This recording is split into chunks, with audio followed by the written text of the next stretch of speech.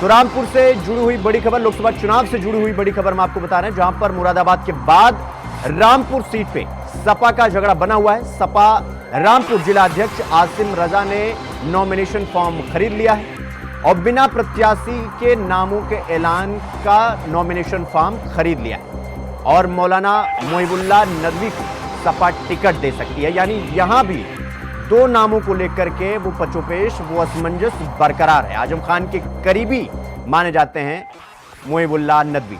तो रामपुर सीट पर आजम खान का जब लेटर आता है तो ये कहा जाता है कि अखिलेश यादव चुनाव लड़े, लेकिन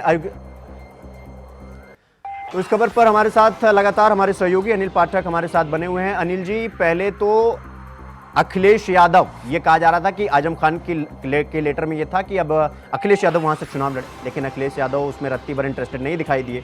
इसके बाद तेज प्रताप का नाम आता है और अब मोहिबुल्लाह नदवी का नाम आया है सामने, अब वो चुनाव लड़ने की बात सामने आ रही है। तो क्या लगता है इस सीट पे भी वही दो नामों वाला दांव पेच अखिलेश फंस गए हैं इसी में?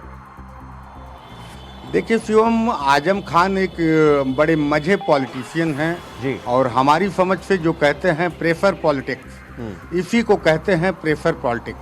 सामने वाले नेता के सामने इस तरह के सुझाव रख देना, इस तरह से अपनी बात रख देना कि जो हो ना पाए और प्रेफर पॉलिटिक्स शुरू हो जाए।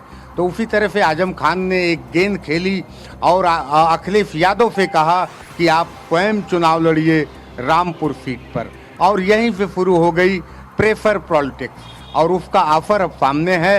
रामपुर के साथ मुरादाबाद सीट पर भी हंगामा और बवाल मचा हुआ है। एसटी हसन के समर्थक रुचि वीरा को सीधा सीधा कह रहे हैं वापस जाओ, वापस जाओ। अब वही हालात जो है रामपुर में भी उत्पन्न होने वाले हैं।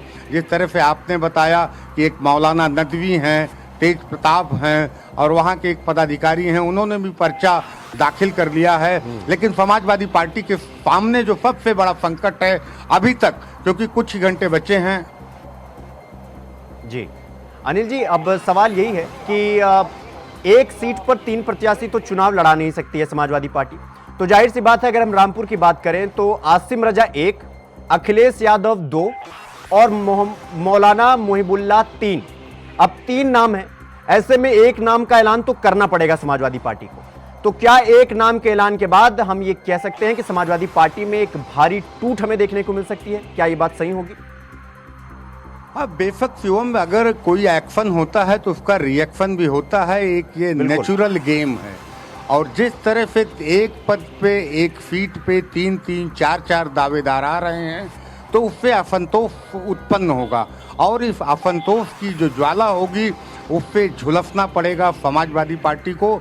उसका परिणाम भी समाजवादी पार्टी को चुनाव में भुगतना पड़ सकता है। अब ये अलग बात है कि डैमेज को समाजवादी पार्टी कैसे कंट्रोल कर सकती है, लेकिन ये कहा जा सकता है, एकदम क्लियर है कि कहीं ना कहीं मिस मैनेजमेंट है समाजवादी पार्टी का।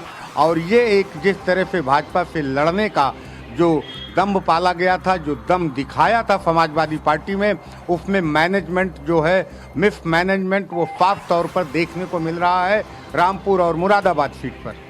अनिल जी, 19 मार्च को पहले चरण का चुनाव है और ये दोनों सीट, रामपुर और मुरादाबाद, दोनों सीट पर पहले ही चरण में चुनाव है और ऐसे में समाजवादी पार्टी इन दोनों ही सीट पर फंस गई है। रामपुर और मुरादाबाद दोनों सीट पर फंसी हुई।